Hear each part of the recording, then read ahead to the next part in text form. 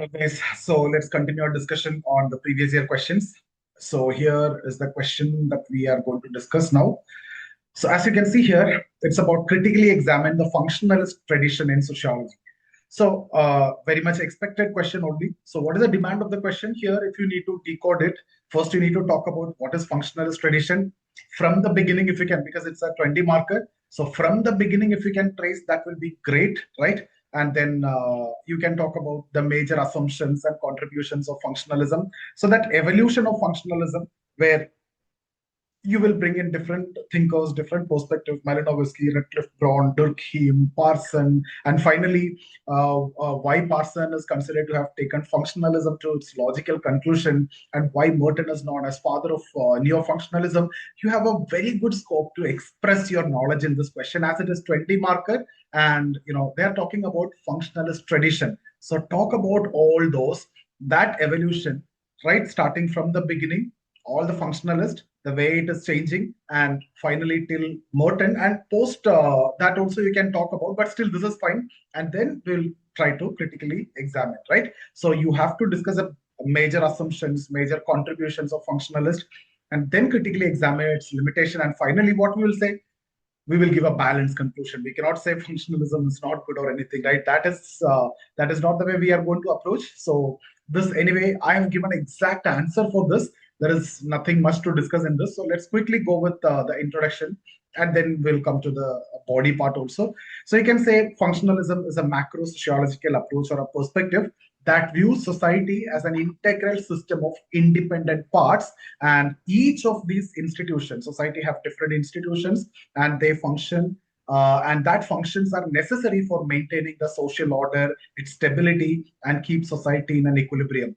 Where you can see Parsons' concept of moving equilibrium also, right? So there are some feedbacks which are given if there is some disturbance, and some mechanisms will function, and then that keep it in an equilibrium. So basically, the institutions keep the society in an equilibrium. It performs some vital functions for the society, and that keep the society in an equilibrium stage. And you start with Durkheim, that's fine. You don't want to go behind that, but you have to talk about Radcliffe Brown and Malinowski, even though we are not studying much about them.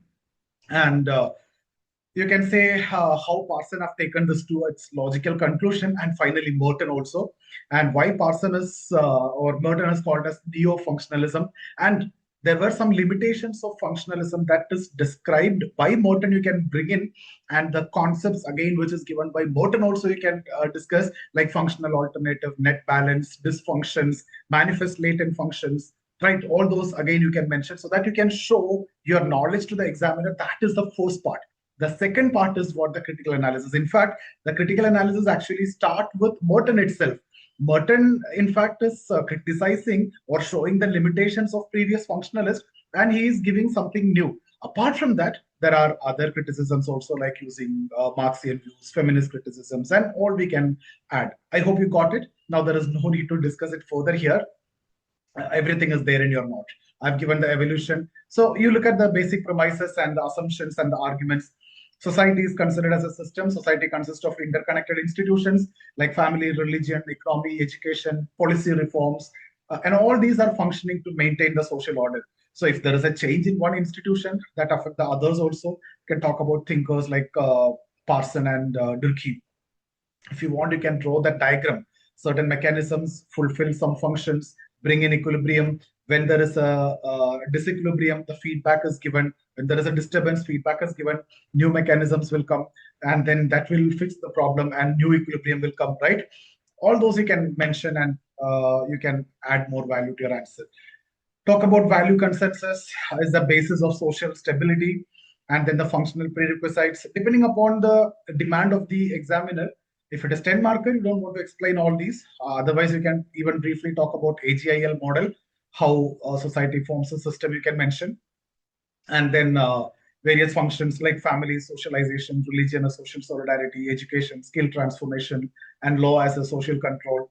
Then even you can talk about social stratification, where you can bring in functionalists like Davis and Moore, and they are saying stratification as universal, important position require talented individuals. So higher rewards need to be given to motivate them. So there is a differential distribution of reward, and this differential distribution of reward is given so that society will function better, right? So that inequality, in fact, performs positive function.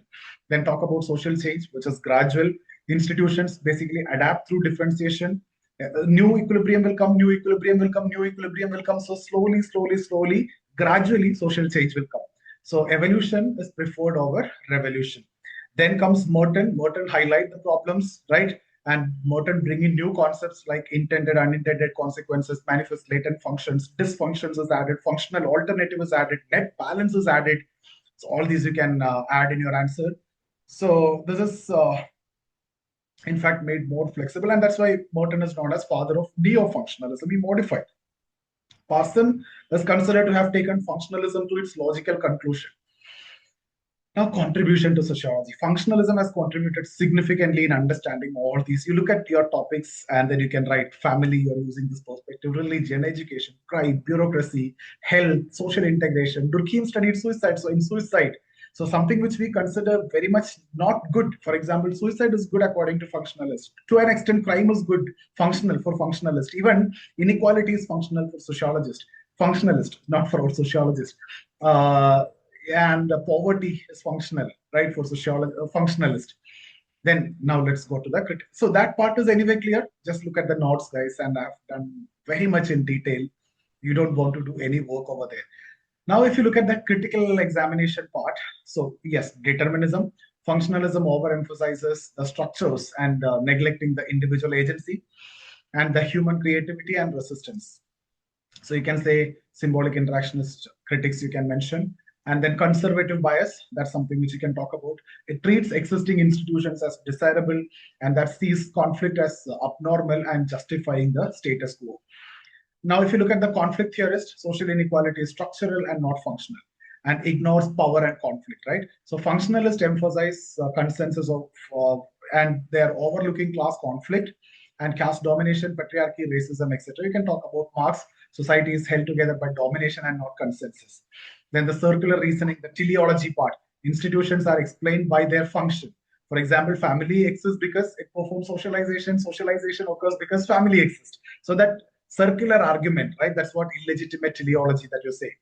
And yeah, this is what tautology also, circular argument. Teleology means the function itself is becoming the cause. Even Durkheim faced the problem of teleology. The functional unity assumption, this is directly from whom Merton you can mention. Assume every institution benefits society. Merton rejected that assumption and he introduced dysfunctions and functional alternatives. And then meritocratic justification. So Davis and Moore justifies inequality. Melvin Tumin, you know that theory, right? Importance cannot be objectively measured. Talent cannot be measured. Relative importance, how can you say, right? Unequal rewards actually waste the talent. Equal opportunities not given. So all those you can mention. And neglect of subjective meaning. Functionalism ignores the meanings individual attached to the action, where you can talk about Weber. So Weber should say it's about Verstehen, understand the subjective meaning, and ignoring the historical context. That's another criticism. Lack of empirical verification. That's another criticism. Apart from that, you can add value, more value by adding Durkheim's theories, collective conscience, organic solidarity, mechanical solidarity, social facts, depending upon the length and time which you have. Parsons AGIL model, I told you, if it is 20 marker, you can mention, otherwise ignore. Or social system theory, you can mention. Equilibrium phase, you can mention. Merton manifest latent functions and dysfunctions. Middle range theory, you can mention. Davis and Moore, you can mention this theory. Now, let's look at the contemporary relevance. So, functionalism remains useful in explaining what all these, right? So, you can say, yeah, you can say socialization through family, that's explained, and education and nation building part, functions of religion, pandemic response through institutional coordination, and social integration during disasters. But still, a contemporary society also require insight from conflict theory, feminism, other approaches also important, symbolic interactionism. This is how you can basically conclude. So to explain inequality, identity, and power, you need to consider the other dimension also.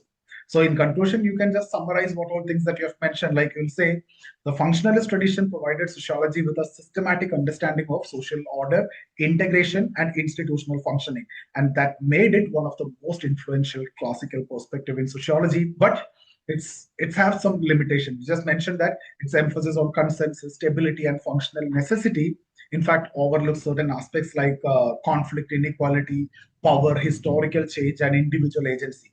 Consequently, one side you can say functionalism remains indispensable for understanding social integration, but it is best to be complemented with conflict or interpretive approach or feminist perspective or symbolic interactionism so that you can better explain the complexities of contemporary society.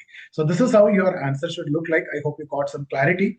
So I see you in the next session. Thank you so much. If you're looking for any classes or mentorship with us, just get in touch with the team. I see you there.